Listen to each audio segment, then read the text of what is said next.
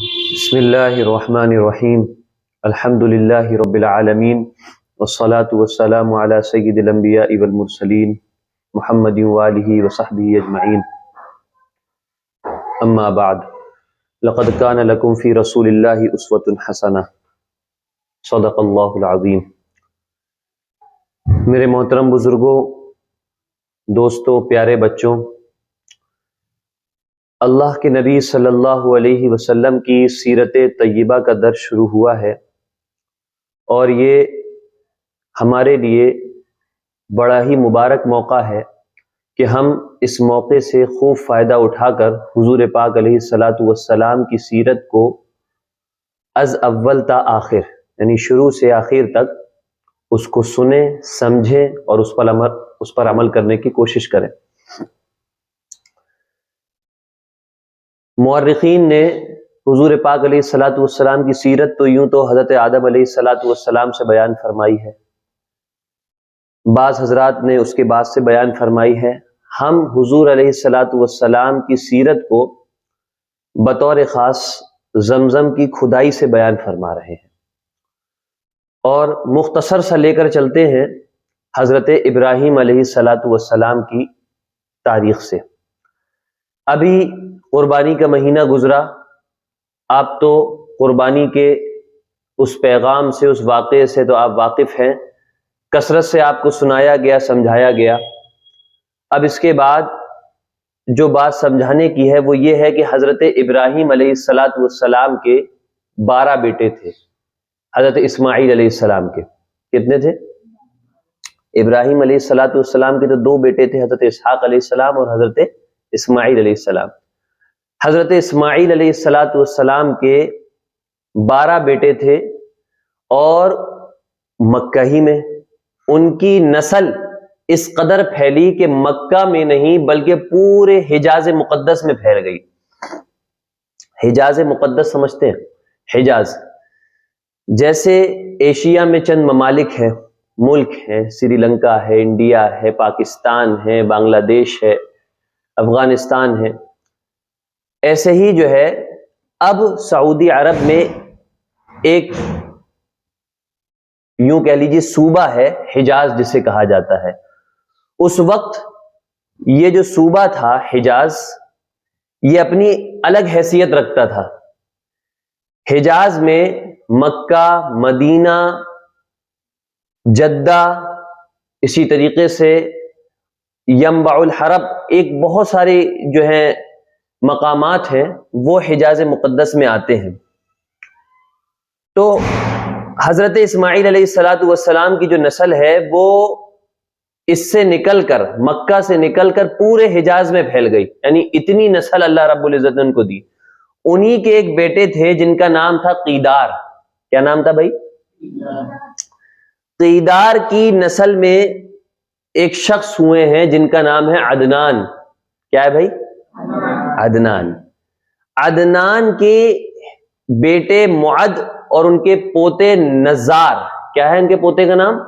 نزار۔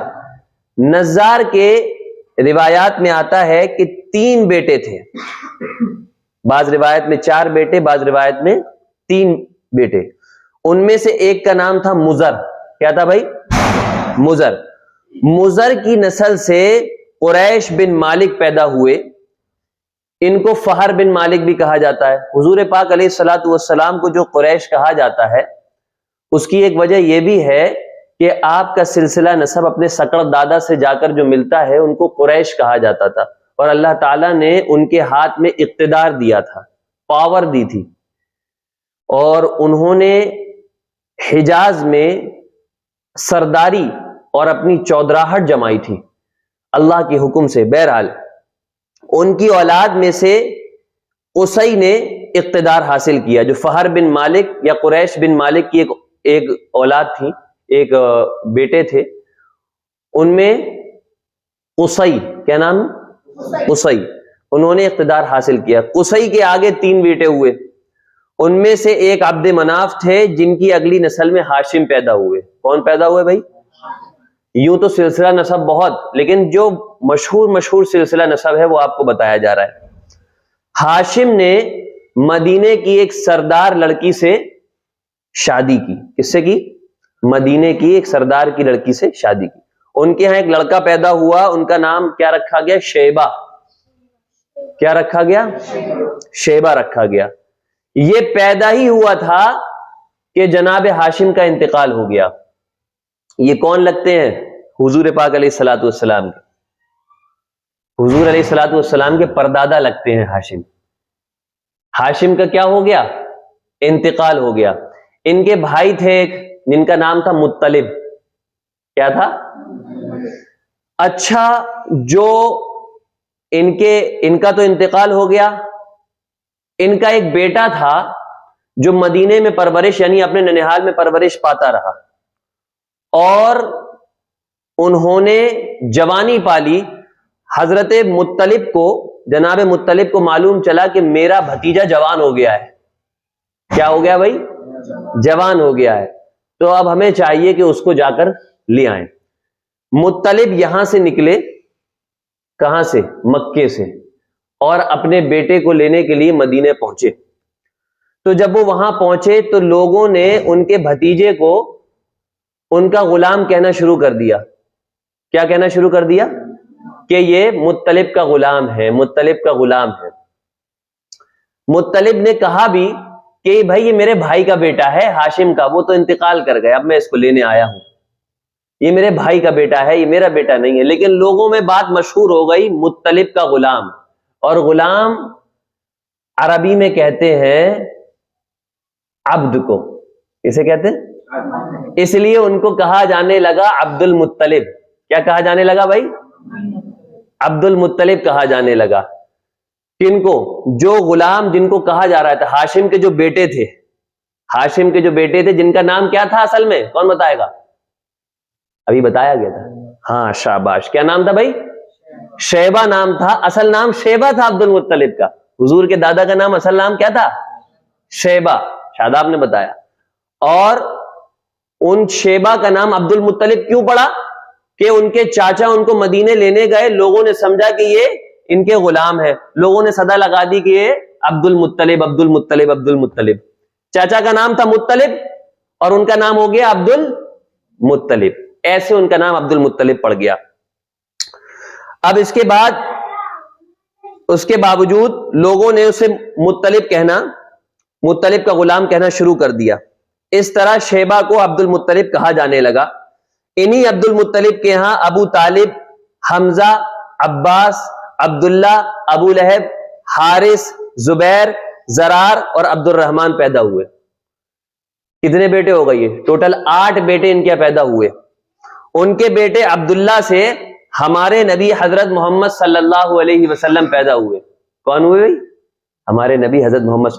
تو یہ ہمارے نبی حضرت محمد صلی اللہ علیہ وسلم کے چچا کتنے ہوئے؟ 7 چچا ہوئے نا. 8 بیٹے ہوئے تھے. عبد المطلب کے تمام بیٹوں میں سے حضرت عبداللہ رضی اللہ عنہ سب سے زیادہ خوبصورت تھے. حضور علیہ الصلوۃ والسلام کے جو والد محترم تھے وہ سب سے زیادہ خوبصورت تھے اور پاک دامن. ایک مرتبہ جناب عبد المطلب نے خواب دیکھا کہ میں زمزم کا کنواں کھود رہا ہوں, حالانکہ وہ پتہ نہیں کہاں ہے. زمزم کا کنواں کھود رہا ہوں, یعنی حضرت اسماعیل علیہ السلام کے کنویں کو, اس کنویں کو قبیلہ جرہم کے سردار مزاز نے پاٹ دیا تھا. اس کے آثار ختم ہو گئے تھے, سمجھ میں نہیں آ رہا تھا یہ تو کنواں ہے کہاں. بات سمجھ میں آ رہی بھائی؟ یہ سمجھ میں نہیں آ رہا تھا کہ کنواں ہے کہاں. اس کو پاٹ دیا تھا. پاٹنا مطلب سمجھتے ہو بھائی؟ کون سمجھتا ہے؟ پاٹنا مطلب یہ ہے کہ اس میں چیزوں کو بھر کر کے, کچھ نہ کچھ بھر کر کے اس کو بند کر دیا تھا. کیوں بند کر دیا تھا؟ قبیلہ جرہم کے لوگ اس زمانے میں مکہ کے سردار تھے, بیت اللہ کے نگران تھے. انہوں نے بیت اللہ کی بے حرمتی شروع کر دی تھی. ان کا سردار مزاز بن عمرو تھا, وہ اچھا آدمی تھا. اس نے اپنے قبیلے کو سمجھایا کہ بیت اللہ کی بے حرمتی نہ کرو, مگر ان پر اثر نہ ہوا. جب مزاز نے دیکھا کہ ان پر کوئی اثر نہیں ہوتا تو قوم کو ان کے حال پر چھوڑ کر وہاں سے جانے کا فیصلہ کر لیا. اس نے تمام مال و دولت، تلواریں اور زرہیں وغیرہ یہ سب خانہ کعبہ سے نکال کر زمزم کے کنویں میں ڈال دی. جو کنواں تھا اس میں ڈال دی اور مٹی سے اس کو پاٹ دیا. کنواں اس سے پہلے ہی خشک ہو چکا تھا، اب اس کا نام و نشان مٹ گیا. مدتوں یہ کنواں بند رہا. اس کے بعد بنو خزاعہ نے بنو جرہم کو وہاں سے مار بھگایا. دراصل پہلے جو دور تھا وہ قبیلوں کا دور تھا. آج جیسے لوگ برادری پرستی کرتے، پہلے قبیلہ پرستی چلتی تھی. یہ قبیلہ بنو جرہم کون تھا؟ آپ نے سنا ہوگا، آپ کو بتایا ہوگا. یہ حضرت اسماعیل علیہ السلام کے پاؤں سے جب زمزم کا کنواں، زمزم کا پانی نکلا، اس وقت جو ہے یہ قبیلہ وہاں آباد ہوا تھا، قبیلہ بنو جرہم. اور اس کے ہاتھ میں سرداری آ گئی. ان کے ہاتھ میں سرداری آنے کے بعد انہوں نے وہاں حکومت کی، وہاں سرداری کی، اور پھر ان میں بگاڑ پیدا ہو گیا. جب کسی قوم میں بگاڑ پیدا ہوتا ہے تو اللہ تعالیٰ ان سے نعمت چھین لیا کرتے ہیں. کیا چھین لیا کرتے ہیں بھائی؟ نعمت. کسی کے اندر بگاڑ، اب آپ ہی لوگ بیٹھے ہیں، حفظ کر رہے ہیں، کچھ ناظرہ کر رہے ہیں، کچھ، اگر آپ اپنے اندر بگاڑ پیدا کریں گے تو جو نعمت آپ کو قرآن کی مل رہی ہے اللہ تعالیٰ اسے چھین لیں گے. بگاڑ کیسے؟ نمازیں چھوڑیں گے، جھوٹ بولیں گے، مکاریاں کریں گے، تو اللہ تعالیٰ کیا کریں گے؟ یہ نعمت آپ سے چھین لیں گے. جس طریقے سے دیکھیے انہوں نے بت پرستی کو رواج دے دیا اور خوب غلط کام کرنے لگے، تو اللہ تعالیٰ نے جو زمزم کی نعمت تھی اس کو خشک کر دیا، پانی کو کیا کر دیا؟ خشک. اور پھر جو ان کا سردار تھا اس نے اس کو پاٹ دیا، بند کر دیا. اور دوسرا قبیلہ جو آیا بنو خزاعہ، اس نے اس قبیلے کو مار بھگایا، چل تو نکل. یہ اللہ تعالیٰ نے مسلط کیا. اب یہ دیکھیے حضرت اسماعیل علیہ السلام کے زمانے میں یہ کنواں دریافت ہوا تھا. اب یہ پورے طریقے سے بند ہو چکا تھا. حضرت خواجہ عبد المطلب کو، جو نبی علیہ السلام کے دادا تھے، ان کو یہ خواب میں دکھا تھا. اور حضرت علی رضی اللہ عنہ سے روایت ہے کہ ان کے دادا عبد المطلب نے بتایا کہ میں حجر اسود کے مقام پر سو رہا تھا کہ میرے پاس ایک آنے والا آیا. اس نے مجھ سے کہا طیبہ کو کھودو. میں نے اس سے پوچھا طیبہ کیا ہے، مگر وہ کچھ بتائے بغیر چلا گیا. دوسری طرف رات بھر خواب میں وہی شخص آیا، کہنے لگا برہ کو کھودو. میں نے پوچھا برہ کیا ہے، وہ کچھ بتائے بغیر چلا گیا. تیسری رات میں اپنے بستر پر سو رہا تھا، پھر وہ شخص خواب میں آیا. اس نے کہا مظنونہ کو کھودو. یعنی یہ اسی کنویں کو کہا جا رہا ہے الگ الگ انداز سے. میں نے پوچھا مظنونہ کیا ہے، وہ بتائے بغیر چلا گیا. اس سے اگلی رات میں پھر بستر پر سو رہا تھا، وہی شخص پھر آیا اور بولا زمزم کو کھودو. میں نے اس سے پوچھا زمزم کیا ہے. اس بار اس نے کہا زمزم وہ ہے جس کا پانی کبھی ختم نہیں ہوتا. اللہ تعالیٰ نے چھپا تو دیا اسے لیکن ختم کبھی نہیں ہوا. آج بھی پورے سعودیہ میں پانی نہیں ہے لیکن اس کنویں سے پانی آتا ہے. مکہ میں پانی نہیں لیکن اس کنویں سے پانی آتا ہے. یہ اس کا معجزہ ہے، اعجاز ہے. میں نے اس سے پوچھا زمزم کیا ہے. اس بار اس نے کہا زمزم وہ ہے جس کا پانی کبھی ختم نہیں ہوتا، جو حاجیوں کے بڑے بڑے مجمعوں کو سیراب کرتا ہے. عبد المطلب کہتے ہیں میں نے اس سے پوچھا یہ کنواں کس جگہ ہے. اس نے بتایا جہاں گندگی اور خون پڑا ہوا ہے اور کوا ٹھونگے مار رہا ہے. یعنی یہ حالت ہو گئی تھی اس کنویں کی. دوسرے دن عبد المطلب اپنے بیٹے حارث کے ساتھ وہاں گئے.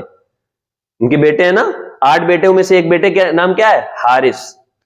اس وقت ان کے یہاں یہی ایک لڑکا تھا، سب سے بڑے لڑکے یہی تھے. انہوں نے دیکھا وہاں گندگی اور خون پڑا تھا اور ایک کوا ٹھونگے مار رہا تھا. اس جگہ کے دونوں طرف بت موجود تھے اور یہ گندگی اور خون دراصل ان بتوں پر قربان کیے جانے والے جانوروں کا تھا. کیا مطلب؟ مثال کے طور پر یہ کنواں ہے، ٹھیک ہے، ادھر ایک بت گڑا ہوا ہے، ادھر ایک بت کھڑا ہوا ہے، ٹھیک، دونوں طرف، اور بیچ میں گندگی پڑی ہوئی ہے، خون پڑا ہوا ہے. وہ خون کیوں پڑا ہوا تھا؟ وہ جانوروں کا خون تھا. کیونکہ لوگ پہلے جو منتیں مانگتے تھے جانوروں کو قربان کرتے تھے بتوں کے اوپر، وہ گندگی اسی کی تھی. سمجھ میں آ رہی بات؟ اب دوسرے دن عبد المطلب اپنے بیٹے حارث کے ساتھ وہاں گئے. اس وقت ان کے ہاں یہ ایک لڑکا تھا. انہوں نے دیکھا وہاں گندگی اور خون پڑا تھا اور ایک کوا ٹھونگے مار رہا تھا. اس جگہ کے دونوں طرف بت موجود تھے اور یہ گندگی خون دراصل ان بتوں پر قربان کیے جانے والے جانوروں کا تھا. پوری نشانی مل گئی تو عبد المطلب کدال لے آئے اور کھدائی کے لیے تیار ہو گئے.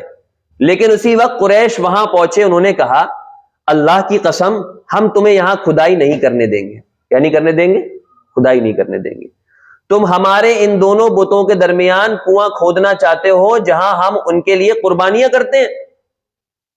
عبد المطلب نے ان کی بات سن کر اپنے بیٹے حارث سے کہا تم ان لوگوں کو میرے قریب نہ آنے دو، میں کھدائی کا کام کرتا رہوں گا، اس لیے کہ مجھے جس کام کا حکم دیا گیا ہے میں اس کو ضرور پورا کروں گا. عبد المطلب کے بیٹے جو حارث تھے وہ تگڑے تھے اور بہت ہی باروب تھے. وہ کھڑے ہو گئے. ابا آپ کھودیے میں دیکھتا ہوں ان کو کون آتا ہے. بھائی کون آتا ہے؟ تو وہ کھڑے ہو گئے. انہوں نے کھودنا شروع کیا. قریش نے جب دیکھا، حالانکہ خود یہ بھی قریشی تھے، جن کا نسب فہر بن مالک یعنی قریش بن مالک سے چل رہا ہے، وہ سارے قریشی ہیں. عبد المطلب بھی قریشی ہیں، وہ بھی قریشی ہیں. قریش نے جب دیکھا کہ وہ باز آنے والے نہیں تو رک گئے. آخر انہوں نے کھدائی شروع کر دی. جلد ہی کنویں کے آثار نظر آنے لگے. یہ دیکھ کر انہوں نے اللہ اکبر کا نعرہ لگایا اور پکار اٹھے یہ دیکھو یہ اسماعیل علیہ السلام کی تعبیر ہے. جب قریش نے دیکھا کہ انہوں نے تو کنواں تلاش کر لیا تو ان کے پاس آ گئے اور کہنے لگے عبد المطلب اللہ کی قسم یہ ہمارے باپ اسماعیل علیہ السلام کا کنواں ہے اور اس پر ہمارا بھی حق ہے. پہلے تو منع کر رہے تھے، اب جب نظر آنے لگا کہنے لگے اب ہمارا بھی حق ہے، اس لیے ہم اس میں تمہارے ساتھ شریک ہوں گے. یہ سن کر عبد المطلب نے کہا میں تمہیں اس میں شریک نہیں کر سکتا، یہ مجھ اکیلے کا کام ہے، محنت میں کروں، سب کچھ میں کروں اور تو شرکت ساری تمہاری ہو. اس پر قریش نے کہا تب پھر اس معاملے میں ہم تم سے جھگڑا کریں گے. عبد المطلب بولے کسی سے فیصلہ کرا لو. انہوں نے بنو سعد ابن حزیم کاہنہ سے فیصلہ کرانا منظور کیا. یہ کاہنہ کہاں کی تھی؟ یہ کاہنہ ملک شام کے بالائی علاقے میں رہتی تھی. کاہنہ سمجھتے ہو؟ ہاتھ دیکھ کر جو ہے بتا دینا تمہارے ساتھ تو یہ ہوگا، تمہارے ساتھ وہ ہوگا، تمہاری شادی وہاں ہوگی، تمہاری موت تب آئے گی اسے. تو ان کو بہت مانتے تھے لوگ. تو شام کا سفر ان لوگوں نے طے کیا. آخر عبد المطلب اور دوسرے قریش اس کی طرف روانہ ہوئے.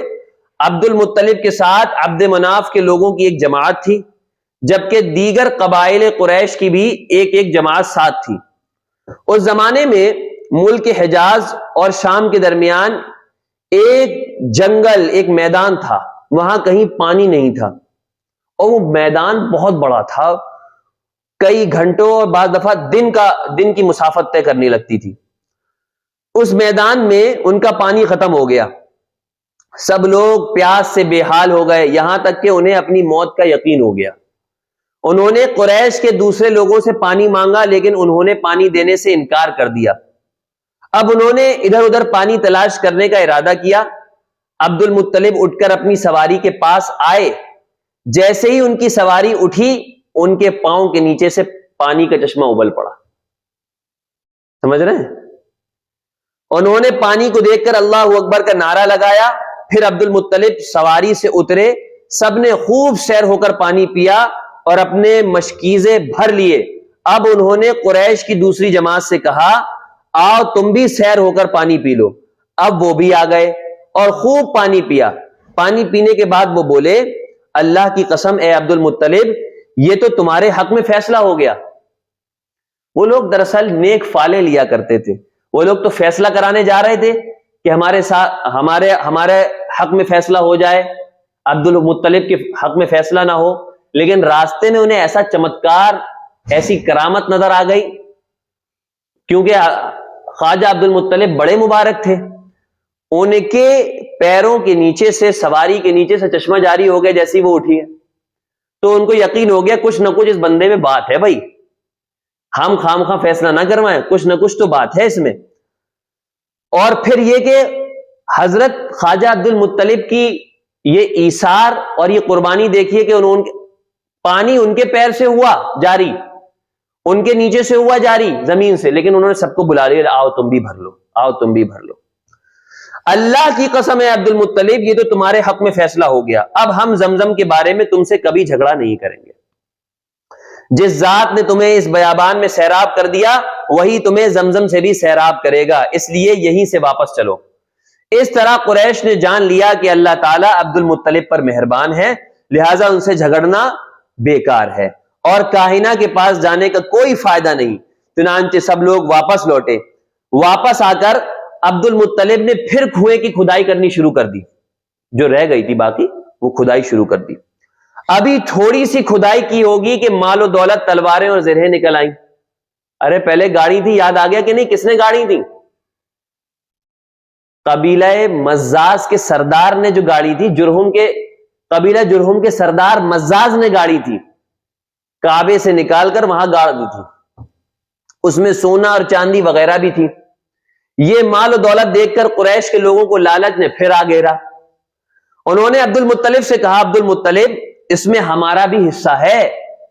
ان کی بات سن کر عبد المطلب نے کہا، نہیں، اس میں تمہارا حصہ نہیں ہے، تمہیں انصاف کا طریقہ اختیار کرنا چاہیے، جو بات ہوئی تھی اس پہ قائم رہو۔ آؤ پاسے کے تیروں سے قرعہ ڈالیں، جیسے ہمارے یہاں کہتے ہیں پرچی اچھال لیں، پرچی اچھال لیں۔ تو گویا کہ 3 طرح کی پرچی رکھی گئی، ایک کعبے کے نام کی، ایک عبد المطلب کے نام کی، ایک قریش کے نام کی، سارے قریش کے نام کی۔ انہوں نے ایسا کرنا منظور کر لیا۔ وہ تیر کعبے کے نام کے رکھے گئے، 2 تیر کعبے کے نام کے رکھے گئے، 2 عبد المطلب کے نام کے رکھے گئے اور 2 قریش کے باقی لوگوں کے نام کے۔ پانسا پھینکا گیا تو مال اور دولت کعبے کے نام نکلا، ٹھیک، تلواریں اور زرہیں عبد المطلب کے نام، اور بقیہ قریشیوں کے نام پر ٹھینگا، کچھ نہیں نکلا۔ ہنس رہے ہو؟ بقیہ قریشیوں کے نام پر کچھ نہیں نکلا۔ یہ اس بات کی علامت تھی جو تلواریں اور زرہیں نکلی ہیں، گویا کہ سرداری ان کو ملے گی، عبد المطلب کو، اور ملی، آگے تک چلی۔ زمزم کی کھدائی سے پہلے عبد المطلب نے دعا مانگی تھی کہ اے اللہ اس کی کھدائی کو مجھ پر آسان کر دے، میں اپنا ایک بیٹا تیرے راستے میں ذبح کروں گا۔ اب جب کہ کنواں نکل آیا تو انہیں خواب میں حکم دیا گیا، اپنی منت پوری کرو، یعنی ایک بیٹے کو ذبح کرو۔ یہ انہوں نے ایک منت مانگی تھی، یہ زمانہ جاہل۔ اب اس طریقے سے زمزم کا کنواں جو ہے وہ دریافت ہو گیا، معلوم پڑ گیا، اور وہاں سے پانی نکلنا شروع ہو گیا، پھر دوبارہ سے جو بند ہو گیا تھا بیچ میں۔ اور پھر جو منت مانگی تھی کس نے؟ ہاں، خواجہ عبد المطلب نے جو منت مانگی تھی کہ اگر زمزم کا کنواں میری ذات سے کھدائی ہو گئی اس کی اور بآسانی نکل آیا تو پھر میں اپنے ایک بیٹے کو قربان کروں گا۔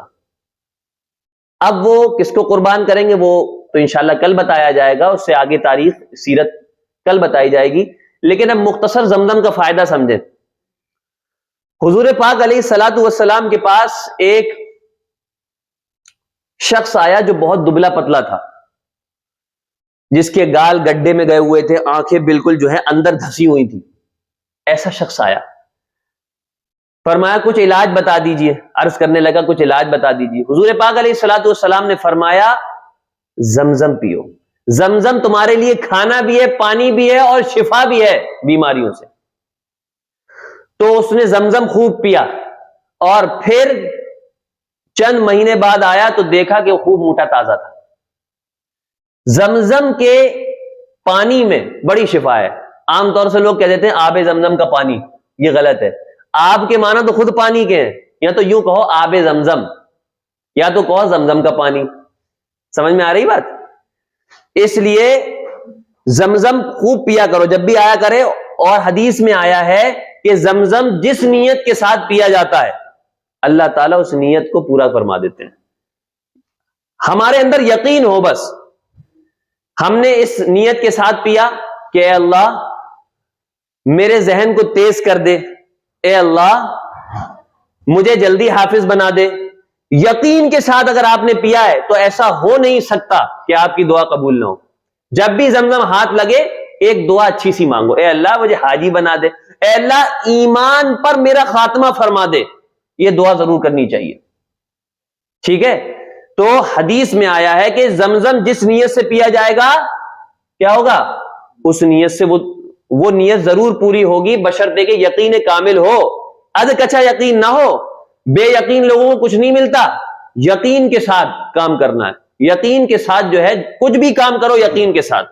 سبق یاد کرنے بیٹھے ہو، ہمیں یاد ہو جائے گا، پہلے ہی سوچو گے کہ یار پتہ نہیں یاد ہوگا کہ نہیں ہوگا، پتہ نہیں یار آدھا صفحہ ہو پائے گا، پون صفحہ، ایک صفحہ ملا ہے تو ابھی یاد کر کے ہی اٹھیں گے، ہمیں اللہ کی ذات سے یقین ہے، اللہ نے میرے ذہن میں، میرے یہ اوپر والے مالے میں جو ہے نا کیا رکھا ہے، دماغ رکھا ہے، ہم اس کا اگر صحیح استعمال کریں گے اللہ کی ذات پر بھروسہ کرتے ہوئے تو ہمیں ضرور یاد ہوگا، ٹھیک ہے؟ یقین کامل اپنے اندر پیدا کریں اور اس یقین کے ساتھ چلیں گے تو انشاءاللہ فائدہ ہوگا۔ زمزم کا فائدہ خوب، زمزم رکھا ہوا ہے، تھوڑا تھوڑا سب پیو اس یقین کے ساتھ، جو دعا کرو گے انشاءاللہ ضرور پوری ہوگی یقین کے ساتھ۔ چلیے